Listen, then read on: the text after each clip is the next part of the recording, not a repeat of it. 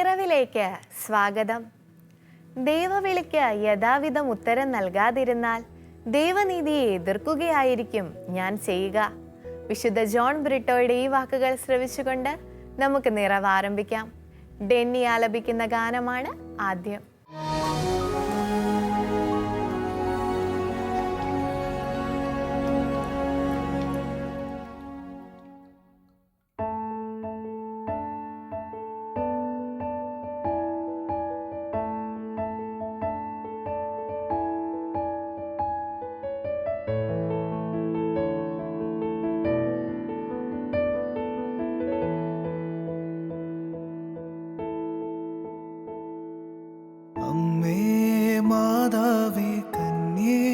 മാതാവേ സ്വർഗം എനിക്കേകിയ സമ്മാനമേ, അമ്മേ മാതാവേ കന്യേ, മാതാവേ സ്വർഗം എനിക്കേകിയ സമ്മാനമേ, കരുണാകടലേ കനിവിൻ നിറവേ, ഇരുളിൻ മറനീക്കും താരകമേ, കരുണാകടലേ കനിവിൻ നിറവേ, ഇരുളിൻ മറനീക്കും താരകമേ. ആവേ മരിയ മരിയ മാതാവേ, ആവേ മരിയ മരിയ മാതാവേ, ആവേ മരിയ മരിയ മാതാവേ, ആവേ മരിയ മരിയ മാതാവേ.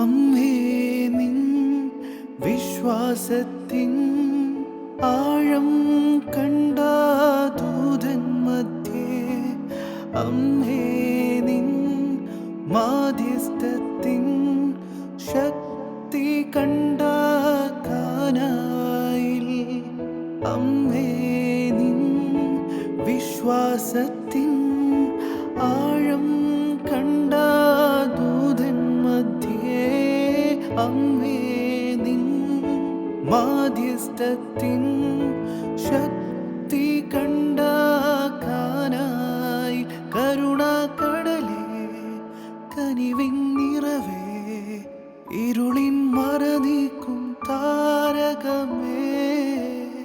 ആവേ മരിയ മരിയ മാതാവേ, ആവേ മരിയ മരിയ മാതാവേ, ആവേ മരിയ മരിയ മാതാവേ, ആവേ മരിയ മരിയ മാതാവേ.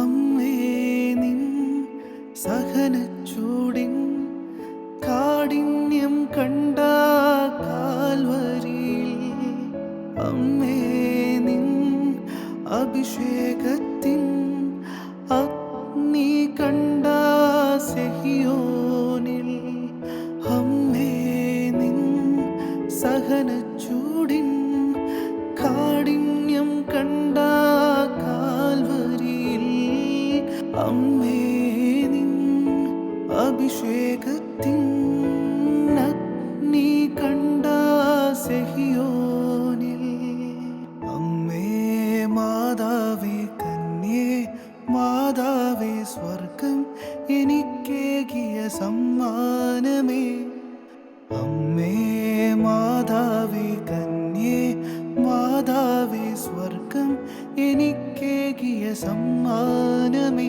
കരുണാകടലേ കനിവിൻ നിറവേ, ഇരുളിൻ മറനീക്കും താരകമേ, കരുണാകടലേ കനിവിൻ നിറവേ, ഇരുളിൻ മറ നീക്കും താരകമേ.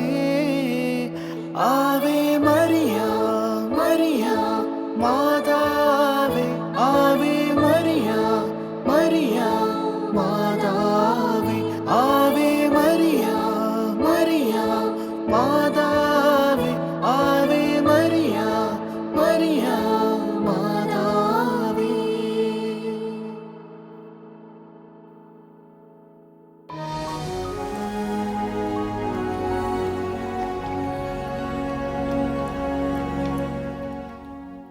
ദൈവത്തിന് മുന്നിൽ മുട്ടുകുത്താൻ സാധിക്കുമോ? ഈ ചോദ്യം നമ്മോട് ചോദിക്കുന്നത് ബ്രദർ സിജു ആലഞ്ചേരിയാണ്. കാണാം തോട്ട്സ് ഫോർ ലൈഫ്.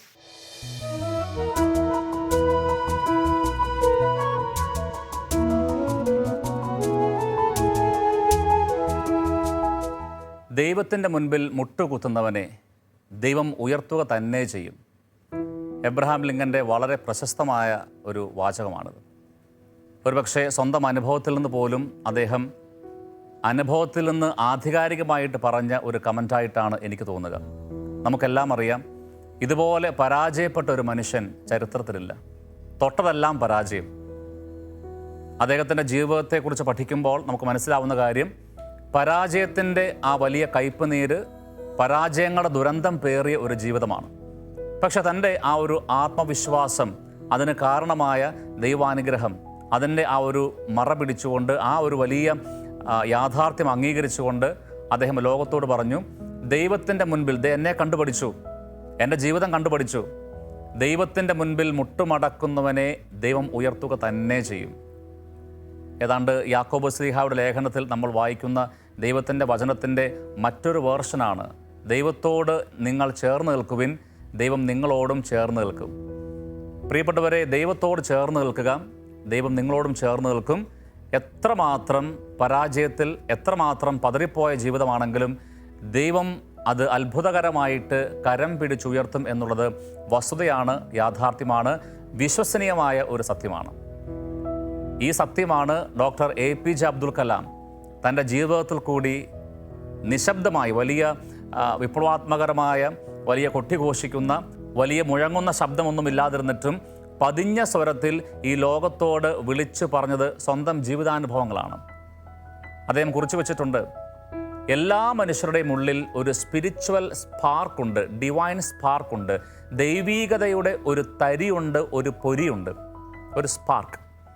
ഇനി ആ സ്പാർക്കിനെ ഒരു ജ്വാലയാക്കി, ഫ്ലെയിമാക്കി മാറ്റണം. പ്രിയപ്പെട്ടവരെ, നമുക്കെല്ലാം സാധിക്കണം. നമ്മുടെ മക്കൾക്ക് സാധിക്കണം, നമ്മുടെ കുടുംബങ്ങൾക്ക് സാധിക്കണം.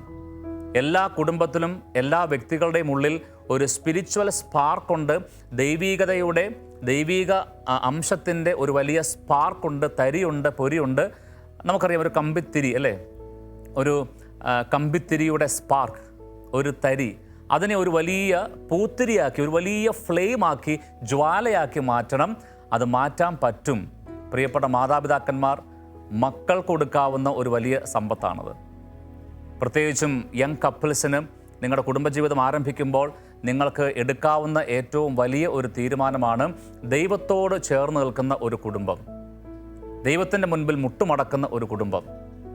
പ്രിയപ്പെട്ട മാതാപിതാക്കന്മാരെ, ദൈവത്തിൻ്റെ മുൻപിൽ മുട്ടുമടക്കാൻ നമ്മുടെ മക്കളെ നമ്മൾ പഠിപ്പിച്ചില്ല എങ്കിൽ ആ മക്കൾ നമ്മളെ പല കാര്യത്തിലും മുട്ടുകുത്തിക്കും എന്നുള്ളത് ഈ കാലഘട്ടത്തിൽ നമ്മൾ കണ്ടുവരുന്ന ഒരു യാഥാർത്ഥ്യമാണ്. ദൈവത്തിൻ്റെ മുൻപിൽ മുട്ടുകുത്താൻ നമ്മുടെ മക്കളെ പരിശീലിപ്പിച്ചില്ല എങ്കിൽ മക്കൾ വളർന്നു കഴിയുമ്പോൾ പല കാരണത്തിലും അവർ നമ്മളെ മുട്ടുകുത്തിക്കും എന്നുള്ളത് ഒരു യാഥാർത്ഥ്യമാണ്. ഞാൻ കുറേ നാളുകൾക്ക് മുമ്പ് നടത്തിയ ഒരു ടീച്ചേഴ്സ് ട്രെയിനിങ് പ്രോഗ്രാം, ആ പ്രോഗ്രാമിൽ വലിയ സന്തോഷത്തോടെ, ഉത്സാഹത്തോടെ പങ്കെടുത്ത ഒരു പ്രിയപ്പെട്ട ടീച്ചർ 2 ദിവസം കഴിഞ്ഞപ്പോൾ എന്നെ വിളിച്ചു. ഒരു പ്രത്യേക കാര്യത്തിൽ സംസാരിക്കാനാണ്, ഒരു ഉപദേശം തേടാനാണ്, ഒരു പ്രാർത്ഥനാ സഹായം തേടാനാണ്. മറ്റൊന്നുമല്ല, മകനെക്കുറിച്ചാണ്. ടീച്ചറിൻ്റെ വാക്കുകൾ കടമെടുത്ത് പറഞ്ഞാൽ, ആ സ്കൂളിലെ ഏറ്റവും മികച്ച ഔട്ട് ഗോയിങ് സ്റ്റുഡൻ്റായിട്ട് പഠിച്ചു മിടുക്കനായി എല്ലാത്തിനും A+ഓടുകൂടി പാസ്സായ ഒരു മിടുമിടുക്കൻ പയ്യൻ. ഈ ടീച്ചർ പഠിപ്പിക്കുന്ന സ്കൂളിൽ തന്നെയാണ് ഈ പയ്യനും പഠിച്ചത്. പക്ഷേ ഇടയ്ക്ക് ടീച്ചർ ഒരു കാര്യം സമ്മതിച്ചു, ഒരു സങ്കടത്തോടെ, പഠിക്കുന്ന സമയത്തൊന്നും പഠിക്കുന്ന പ്രായത്തിലൊന്നും ഇവൻ്റെ ഉള്ളിലുള്ള ആ ദൈവീക അംശത്തെ, അത് സൺഡേ സ്കൂളാവട്ടെ, പരിശുദ്ധ കുർബാനയാവട്ടെ, വിശ്വാസ പരിശീലനമാവട്ടെ, ഇവൻ സാറേ വളരെ ലോജിക്കലാണ്, ഇവൻ വളരെ ബ്രൈറ്റാണ്. എല്ലാം ഇങ്ങനെ ബുദ്ധിയുടെ അളവിൽ എല്ലാം ഇങ്ങനെ ഒരു ക്വസ്റ്റ്യനിങ് ആണ്. അതുണ്ടോ, ദൈവമുണ്ടോ, ദൈവമുണ്ടെങ്കിൽ ഇങ്ങനെയൊക്കെയാണോ, ദൈവമില്ലാത്തത് കൊണ്ടല്ലേ ഇങ്ങനെ സംഭവിക്കുക, ഒരു ക്വസ്റ്റ്യനിങ് നേച്ചറാണ്. ഞാൻ അതിനൊരു ജീനിയസ് ആയിട്ട് കൊള്ളാം, മിടുക്കൻ, അങ്ങനെ ചോദ്യങ്ങളൊക്കെ ചോദിച്ച് വളരട്ടെ എന്ന് ഞാനും അങ്ങ് കാര്യമാക്കിയില്ല. അവൻ്റെ വഴിക്ക് ഞാനങ്ങ് വിട്ടു എന്ന് പറഞ്ഞാൽ ഒരു തുറന്ന കുറ്റസമ്മതമാണ്, ഒരു കുമ്പസാരമാണ്. മകനെ മുട്ടുകുത്തിക്കാൻ എനിക്ക് പറ്റിയില്ല.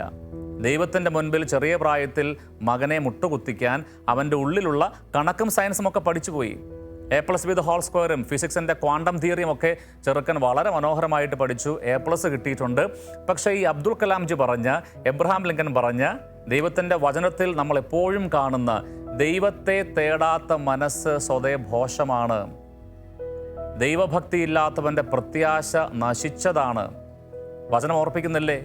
ദൈവഭക്തരായ മക്കളെ അല്ലാതെ കർത്താവ് മറ്റെന്താണ് ആഗ്രഹിക്കുക? ദൈവഭക്തരായ മക്കളെ അല്ലാതെ ദൈവം ഒരു കുടുംബത്തിൽ നിന്ന്, പ്രിയപ്പെട്ടവരെ, മറ്റൊന്നും ആഗ്രഹിക്കുന്നില്ല. അതാണ് ഏറ്റവും വലിയ സമ്പാദ്യം, അതാണ് ഏറ്റവും വലിയ സമ്പത്ത് ഒരു കുടുംബത്തിൻ്റെ. അതുകൊണ്ട് ഈ പ്രിയപ്പെട്ട അധ്യാപിക പറഞ്ഞത്, ചെറിയ പ്രായത്തിൽ എനിക്ക് ശ്രദ്ധിക്കാൻ പറ്റിയില്ല, ഇനി ശ്രദ്ധിക്കാതെ പോയതല്ല, മറിച്ച് ഇവൻ മിടുക്കനാണല്ലോ, ഇവൻ ഹൈലി ഇൻ്റലക്ച്വൽ ആണല്ലോ, അതുകൊണ്ട് ഒത്തിരി കാര്യങ്ങൾ ദൈവത്തെ പോലും ചോദ്യം ചെയ്യാൻ പറ്റുന്ന രീതിയിൽ, പ്രിയപ്പെട്ടവരെ, ദൈവിക സംവിധാനങ്ങളെപ്പോലും ചോദ്യം ചെയ്യാൻ പറ്റുന്ന രീതിയിൽ നമ്മുടെ മക്കളൊക്കെ വളർന്നാൽ അത് വളർച്ചയല്ല, അത് തളർച്ചയാണ് എന്ന് മനസ്സിലാക്കുന്നിടത്താണ് നമ്മുടെ പ്രിയപ്പെട്ട മാതാപിതാക്കന്മാരെ കുടുംബത്തിൻ്റെ, അല്ലെങ്കിൽ ആ ഒരു പേരൻറ്റിങ്ങിൻ്റെ, ആ ഒരു മാതൃത്വത്തിൻ്റെ, പിതൃത്വത്തിൻ്റെ പൂർണ്ണത, അതിൻ്റെ ഭംഗി. പക്ഷെ ഇപ്പോൾ ഒരു സങ്കടമാണ്. അവൻ പഠിച്ചു മിടുക്കനായി കേരളത്തിന് പുറത്ത് MBBS അഡ്മിഷൻ കിട്ടി. ഇപ്പോൾ ഏകദേശം അവസാന വർഷം കഴിഞ്ഞുകൊണ്ടിരിക്കുന്നു. അവിടെ ചെന്ന് അന്യ വിശ്വാസത്തിലുള്ള ഒരു പെൺകുട്ടിയുമായിട്ട് പരിചയപ്പെടുന്നു. അത് കേരളത്തിന് പുറത്താണ്. നല്ല സുന്ദരിയായ ഒരു പെൺകുട്ടി. ഇവളെ ഞാൻ എൻ്റെ ഭാവി മരുമകളായിട്ട്, അല്ല മകളായിട്ട്, എൻ്റെ ഹൃദയത്തിൽ ഞാൻ സ്വീകരിച്ചു എന്നാണ് ഈ പ്രിയപ്പെട്ട അധ്യാപിക പറഞ്ഞത്. അത്രമാത്രം കോണ്ടാക്റ്റ്, അത്രമാത്രം സ്നേഹത്തോടെ, ഇടയ്ക്ക് സ്വന്തം അമ്മയെപ്പോലെ അമ്മയെന്ന് വിളിച്ചൊക്കെ ഈ പെൺകുട്ടി വിളിക്കുമായിരുന്നു. അത്രമാത്രം ഈ കുടുംബവുമായിട്ട് ഈ പെൺകുട്ടി അങ്ങ് ഇഴുകിച്ചേർന്നു. ഇവർ തമ്മിൽ വളരെ നല്ല ഒരു റിലേഷൻ. പക്ഷേ ഓർക്കണം, അന്യ വിശ്വാസം, അന്യ മതം, അങ്ങനെയാണ് ഈ ബന്ധം മുൻപോട്ട് പോവുക. പക്ഷേ പ്രശ്നം ഇതല്ല. എവിടെയോ വെച്ച് ഈ രണ്ടുപേരുടെയും ഈഗോ തമ്മിൽ ഒന്ന് കൂട്ടിമുട്ടി. എവിടെയോ വെച്ച് ഇവർ തമ്മിലുള്ള ആ ബന്ധത്തിന് ഒരു വിള്ളലുണ്ടായി.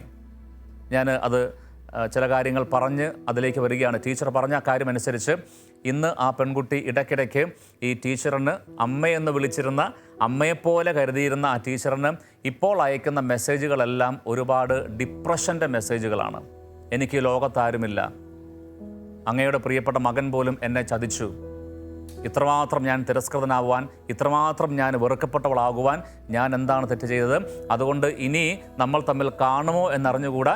ഇതുപോലെയുള്ള ആത്മഹത്യയുടെ സൂചനകൾ കൊടുക്കുന്ന വളരെ ഡിപ്രഷൻ്റെ ആ ഒരു മൂഡിലുള്ള മെസ്സേജുകൾ അയച്ചുകൊണ്ടിരിക്കുകയാണ്. ഡിപ്രഷൻ്റെ ഒന്നാമത്തെയും രണ്ടാമത്തെയും സ്റ്റേജ് കഴിഞ്ഞ് വലിയ മരുന്നുകൾ കഴിച്ചുകൊണ്ടിരിക്കുന്നു. ഇന്ന് പ്രിയപ്പെട്ട അധ്യാപികയ്ക്ക് വലിയ സങ്കടമാണ്, വലിയ സംഘർഷമാണ്. എങ്ങനെയാണ് ഇതിന് ഒരു പ്രോബ്ലത്തിന് ഒരു സൊല്യൂഷൻ ഉണ്ടാക്കി കൊടുക്കാൻ പറ്റുക? പ്രിയപ്പെട്ടവരെ, മക്കൾ മുട്ടുകുത്തിക്കും. ദൈവത്തിൻ്റെ മുൻപിൽ മുട്ടുകുത്താൻ ചെറിയ പ്രായത്തിൽ നമ്മൾ മക്കളെ മാതാപിതാക്കന്മാർ പരിശീലിപ്പിക്കുന്നില്ല എങ്കിൽ അവരെത്രമാത്രം വലിയവരാണെങ്കിലും, എത്രമാത്രം ബുദ്ധി രാക്ഷസന്മാരാണെങ്കിലും, എത്രമാത്രം A+ൻ്റെ കൂടാരമാണെങ്കിലും, എത്രമാത്രം ലൗകികമായ ലോകത്തിൻ്റെ വിജ്ഞാനം, പീസ് ഓഫ് ഇൻഫർമേഷൻ, നമ്മളറിയണം, ഫിസിക്സും മാത്തമാറ്റിക്സും കെമിസ്ട്രിയും ഒന്നും വിസ്ഡം അല്ല, അത് വെറും ഇൻഫർമേഷനാണ്, പീസ് ഓഫ് ഇൻഫർമേഷനാണ്. ജ്ഞാനമെന്ന് പറഞ്ഞാൽ ദൈവത്തിൻ്റെ വചനമാണ്. ജ്ഞാനമെന്ന് പറഞ്ഞാൽ അത് പരിശുദ്ധാത്മാവിൻ്റെ വലിയ ഒരു സമ്മാനമാണ്. ഈ ജ്ഞാനമില്ലാതെ, ദൈവീകമായ വിസ്ഡമില്ലാതെ വളർന്നു വരാൻ നമ്മുടെ മക്കൾക്ക്, നമ്മുടെ കുടുംബങ്ങൾ ഒരു സപ്പോർട്ട് കൊടുക്കുന്നുണ്ടെങ്കിൽ അത് കുടുംബത്തിൻ്റെ ഒരു വലിയ ദുരന്തമാണ്. ഞാൻ വീണ്ടും ഓർക്കുന്നു, ചങ്ങനാശ്ശേരി അതിരൂപതയുടെ കപ്പിൾസിന് റിട്രീറ്റിൽ സഹായിച്ച ഒരു പ്രത്യേകമായ പ്രോഗ്രാം ഇപ്പോഴും എൻ്റെ മനസ്സിൽ ആ വ്യക്തിയുമുണ്ട്, അദ്ദേഹത്തിൻ്റെ കമൻറ്റുമുണ്ട്. ആ ഒരു പ്രോഗ്രാമിൽ പങ്കെടുത്ത ഏറ്റവും പ്രായം കൂടിയ യങ് കപ്പിൾസിന് വേണ്ടിയുള്ള ഒരു റിട്രീറ്റ് ആയിരുന്നു. പക്ഷെ ആ ഒരു പ്രോഗ്രാമിൽ പങ്കെടുത്ത പ്രായം ചെന്ന അല്പം കൂടി യങ് കപ്പിൾസ്, ആ ഒരു പ്രായവുമായിട്ട് കുറച്ചുകൂടി മുതിർന്ന ഒരു പ്രിയപ്പെട്ട സഹോദരൻ അവസാനം ഈ ധ്യാനം കഴിഞ്ഞപ്പോൾ അവിടെ കൂടിയിരുന്ന എല്ലാ യങ് കപ്പിൾസിനും കൊടുത്ത ഒരു വലിയ ഉപദേശം, ഏതാണ്ട് അവസാനം ചില കാര്യങ്ങൾ പറഞ്ഞപ്പോൾ അദ്ദേഹത്തിൻ്റെ കണ്ണ് നിറഞ്ഞൊഴുകുന്നത് ഞാൻ ശ്രദ്ധിച്ചു. മറ്റൊന്നുമല്ല, 2 ആൺമക്കളാണ്. 2 പേരുടെയും ജോലി, അവരുടെ ശമ്പളം, ഇപ്പോൾ അവർ പെൻഷൻ പറ്റിയിരിക്കുന്നു. ഈ പെൻഷൻ തന്നെ 2 പേരും ഗസറ്റഡ് റാങ്കിൽ പെൻഷൻ പറ്റിയവരാണ്. ഈ 2 പേരുടെയും, അപ്പൻ്റെയും അമ്മയുടെയും ഭർത്താവിൻ്റെയും ഭാര്യയുടെയും പെൻഷൻ തന്നെ ഏതാണ്ട് 1,00,000 മുകളിലാണ് ഒരു മാസം. 2 ആൺകുട്ടികളാണ്. 2 പേരും ഇന്ന് അമേരിക്കയിലാണ്. MS-ഉം MD-യും ഒക്കെ വലിയ വലിയ പഠനങ്ങളിലാണ്. അദ്ദേഹം പറഞ്ഞ കാര്യം, പ്രിയപ്പെട്ട യങ് കപ്പിൾസ്, എന്നെ കേൾക്കുന്ന പ്രിയപ്പെട്ട ചെറുപ്പക്കാരായ കുടുംബങ്ങളെ, നമ്മുടെ മക്കൾക്ക്, നിങ്ങൾക്കുണ്ടാകാൻ പോകുന്ന മക്കളെ ദൈവത്തിൻ്റെ മുൻപിൽ മുട്ടുകുത്തിച്ചേ വളർത്താവൂ. ദൈവഭക്തിയിൽ മാത്രമേ വളർത്താവൂ. വചനത്തോട് ചേർന്ന്, പരിശുദ്ധ കുർബാനയോട് ചേർന്ന്, അമ്മ മാതാവിനോട് ചേർന്ന്, കത്തോലിക്ക സഭയോട് ചേർന്ന് ഈ ജ്ഞാനത്തിൽ മാത്രമേ നമ്മുടെ കുട്ടികളെ വളർത്താവൂ. ഇല്ല എങ്കിൽ എനിക്കുണ്ടായ ചില സങ്കടങ്ങൾ നിങ്ങളുടെ കുടുംബത്തിൽ ഉണ്ടാകും. അതുണ്ടാവരുത്. സംഭവം ഇത്രയേ ഉള്ളൂ. പഠിക്കാൻ മിടുക്കരായിരുന്നു. അതുകൊണ്ട് ഈ അപ്പനും അമ്മയും പോലും പറഞ്ഞ്, കുരിശുവരയുടെ സമയത്ത് പോയി പഠിച്ചോടാ, ഞങ്ങൾ പ്രാർത്ഥിച്ചോളാം, അത്രയും സമയം പോലും കളയരുത്, കാരണം പരീക്ഷയിൽ വിജയിക്കാനുള്ളതാണ്. ഞായറാഴ്ചകളിൽ കുർബാനയില്ലാതെ വിശ്വാസ പരിശീലനം, സൺഡേ സ്കൂൾ, മതപഠനം, ഇങ്ങനെയുള്ള ജ്ഞാനം കിട്ടുന്ന വഴികളൊക്കെ അടച്ചുകൊണ്ട് നീ പൊക്കോ, നീ കേരളത്തിൻ്റെ വിവിധങ്ങളായ സ്ഥലങ്ങളിൽ നടത്തുന്ന കോച്ചിങ് സെൻറ്റേഴ്സിലേക്ക്, എൻട്രൻസ് സെൻറ്റേഴ്സിലേക്ക് നീ രാവിലെ 5:30-ക്കും 6 മണിക്കുമൊക്കെ വണ്ടി കയറി പൊക്കോ, നിനക്ക് വേണ്ടി ഞാൻ കുർബാന കൂടിക്കോളാം, ഇനി ഇല്ലേലും കുഴപ്പമൊന്നുമില്ല, അച്ഛനോട് പറഞ്ഞാൽ മതി. വിശ്വാസ പരിശീലനം വലിയ കാര്യമൊന്നുമല്ല, വേണ്ടത് A+ ആണ്, വേണ്ടത് നീറ്റാണ്, വേണ്ടത് IIT ആണ്, വേണ്ടത് എൻട്രൻസ് ആണ്. ഇതൊക്കെ പഠിച്ച് പഠിച്ച് പഠിച്ച് അവർ മിടുക്കരായി. പക്ഷെ ഇന്ന് മോനെ പള്ളിയിൽ പോയോടാ, മോനെ കുമ്പസാരിച്ചോടാ, മോനെ പ്രാർത്ഥിച്ചോടാ, മോനെ വചനം പഠിച്ചോടാ എന്നൊക്കെ ചോദിക്കുമ്പോൾ പ്രിയപ്പെട്ടവരെ, അവർ പറയുന്നു അപ്പൻ ഏത് സമയത്താണ്, അപ്പൻ ഏത് കാലത്താണ്? 1980s 1970s പഴയ ഓൾഡ് ജനറേഷൻ, പഴയ അവാർഡ് പടം പോലെ അപ്പൻ ചിന്തിക്കാതെ കുറച്ചുകൂടി കാലത്തിനൊത്ത് മാറ്. ഇനി ഇതിൻ്റെ ഒന്നും ആവശ്യമില്ലെങ്കിലും നമുക്ക് ജീവിക്കാൻ പറ്റും. കണ്ടോ, ദൈവമില്ലാത്ത, വിശ്വാസമില്ലാത്ത, ആത്മീയത ഇല്ലെങ്കിൽ പോലും ജീവിക്കാൻ പറ്റുന്ന ഒരു തലത്തിലേക്ക് നമ്മുടെ പല മക്കളും ഈഗോയിസ്റ്റിക് ആയിട്ട് മാറി. പ്രിയപ്പെട്ടവർ, അപകടമാണിത്. ദൈവത്തിൻ്റെ മുൻപിൽ മുട്ടുമടക്കാൻ നമ്മുടെ കുഞ്ഞുങ്ങളെ ചെറിയ പ്രായത്തിൽ, ഈ ചെറിയ പ്രായത്തിന് പ്രത്യേകതയുണ്ട്, catch dum when they young. കാരണം അവർ ടെൻഡർ ഏജ് ആണ്. ഒരു 5ാം ക്ലാസ്, 6ാം ക്ലാസ്, LP UP ഹൈസ്കൂളൊക്കെ പറയുമ്പോൾ പ്രിയപ്പെട്ടവരെ, മക്കൾ കളിമണ്ണ് പോലെയാണ്. മാതാപിതാക്കന്മാർക്ക്, വിശ്വാസ പരിശീലകരായ മാതാപിതാക്കന്മാർ വീട്ടിൽ സംഭവിക്കണം. അവരെ ശരിക്കും മോൾഡ് ചെയ്യാൻ പറ്റും, അവരെ ഷേപ്പ് ചെയ്യാൻ പറ്റും, അവരെ റീഷേപ്പ് ചെയ്യാൻ പറ്റും. ഇനി കതിരിൽ കൊണ്ട വളം വെച്ചിട്ട് ഒരു കാര്യവുമില്ല. ഒരു ഹൈസ്കൂളൊക്കെ കഴിഞ്ഞാൽ പിന്നെ നിങ്ങളെന്നല്ല, ലോകത്താര് പറഞ്ഞാലും അവർക്ക് മനസ്സിലാവാത്ത, ഇനി മനസ്സിലായാലും മനസ്സിലാക്കാത്ത രീതിയിൽ അവർ മാറിക്കളയും. അതുകൊണ്ട് ദൈവത്തിൻ്റെ മുൻപിൽ മുട്ടുമടക്കുന്ന മക്കളിൽ ഒരു വലിയ ഫ്ലെയിം ഉണ്ടാകും, ജ്വാലയുണ്ടാകും. അബ്ദുൽ കലാംജിയുടെ വാക്കിൽ പറഞ്ഞാൽ ആ സ്പാർക്കിനെ, കമ്പിത്തിരിയെ ഒരു വലിയ തീജ്വാലയാക്കി, ഒരു വലിയ തീപ്പന്തമാക്കി, ഒരു വലിയ ശരിക്കും പറഞ്ഞാൽ പൂത്തിരിയാക്കി മാറ്റണം, ഫ്ലെയിം ആക്കി മാറ്റണം. എബ്രഹാം ലിങ്കൻ പറഞ്ഞത് ഇത് തന്നെയാണ്.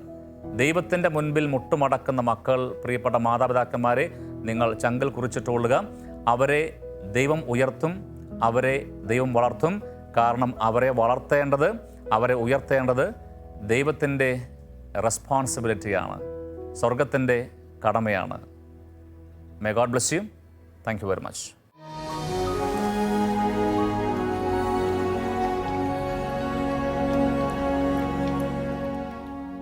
പുതിയ വീഡിയോയും അതിലെ ദൈവചിന്തയുമായി നിഷ ചേച്ചി റെഡിയാണ്. കാണാം positive vibes.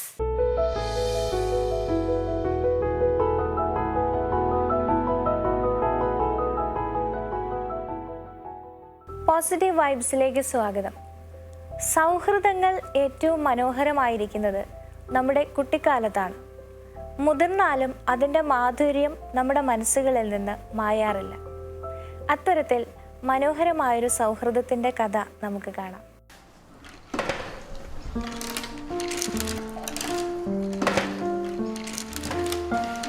Let me help you.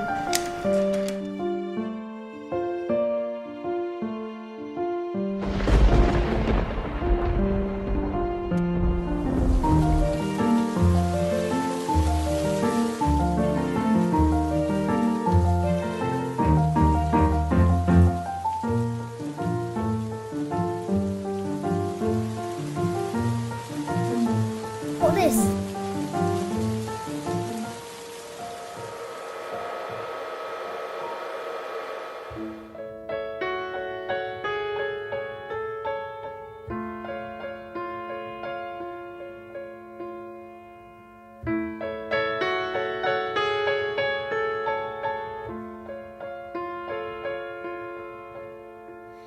I feel so all alone, and I am waiting on someone, and something in the air says it won't happen fast as I think it would.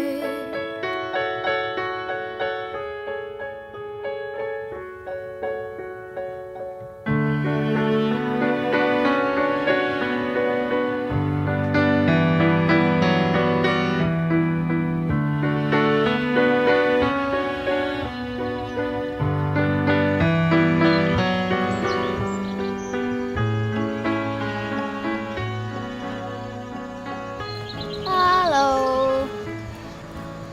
Why today you didn't come to school? I have fever. Oh, I have something to give you back. Actually, this is for you. Thank you.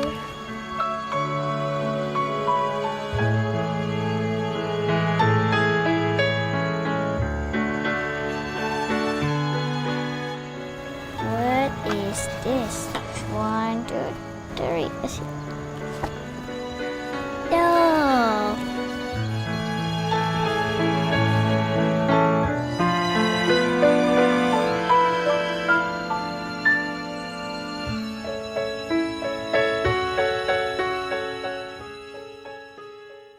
മുതിർന്നു കഴിയുമ്പോൾ നമ്മുടെ സൗഹൃദങ്ങളിൽ നിന്ന് ചോർന്നു പോകുന്നത് എന്താണ്?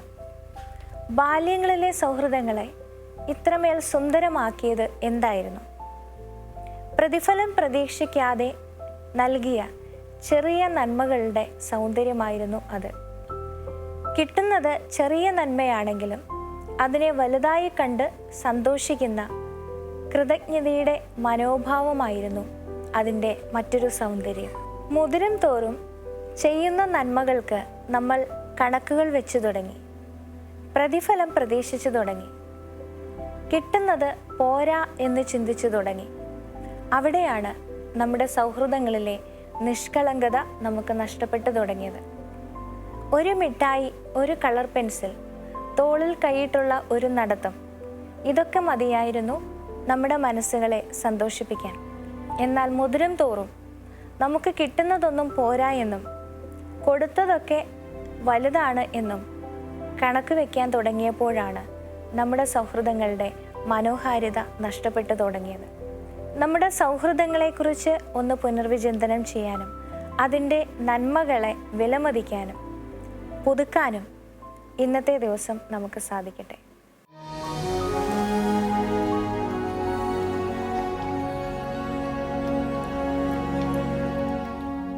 ദൈവവിളിക്ക് യഥാവിധം ഉത്തരം നൽകാതിരുന്നാൽ ദൈവനീതിയെ എതിർക്കുകയായിരിക്കും ഞാൻ ചെയ്യുക.